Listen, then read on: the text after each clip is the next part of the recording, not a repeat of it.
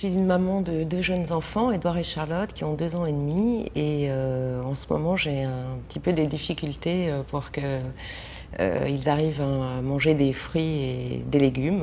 Alors c'est une phase qui est tout à fait normale dans le développement de l'enfant, puisqu'il y a à peu près 75% des enfants qui passent par une phase de néophobie, où les enfants refusent de goûter de nouveaux aliments et refusent également de manger des aliments qu'ils mangeaient jusqu'à présent et qui sont généralement les légumes, éventuellement les fruits ou le poisson. Comment essayer de leur proposer beaucoup plus d'aliments différents? L'éducation au goût, ça va se faire surtout à partir du 6e mois de l'enfant, puisqu'on commence la diversification en introduisant généralement les légumes en premier, puis les fruits, en commençant par des purées bien lisses et en fonction évidemment des recommandations du pédiatre.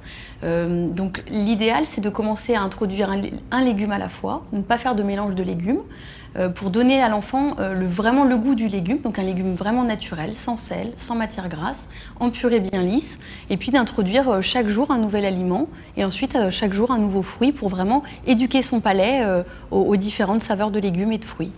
Comment on passe voilà, de tout ce qui est mouliné, liquide, à vraiment après les morceaux de légumes, les morceaux de viande, les morceaux de poisson? Ce qu'on recommande généralement, c'est de commencer à introduire des morceaux fondants avant 10 mois. On écrase un petit peu moins, on mouline un petit peu moins, et puis on peut commencer ensuite, à partir de 9 mois, à intégrer des céréales, donc de la semoule ou des pâtes ou du riz qu'on va mixer très finement au début, et puis de plus en plus mixer de moins en moins finement pour avoir quelque chose de plus en plus épais. J'ai une petite anecdote à vous raconter avec mes petits jumeaux.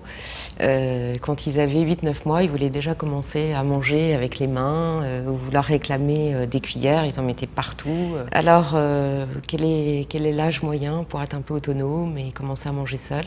Il y a vraiment une étape où il faut le laisser triturer, toucher, mettre les mains dedans. C'est très concret, mais l'enfant a besoin de ça pour que la nourriture devienne familière et pour se l'approprier. Il va toucher le fromage sans tartiner, sans mettre sur le visage. C'est vraiment pas du tout un problème, au contraire c'est important dans le développement de l'enfant. C'est un peu comme le jeu à table qui peut avoir vraiment un bénéfice sur l'éveil de l'enfant.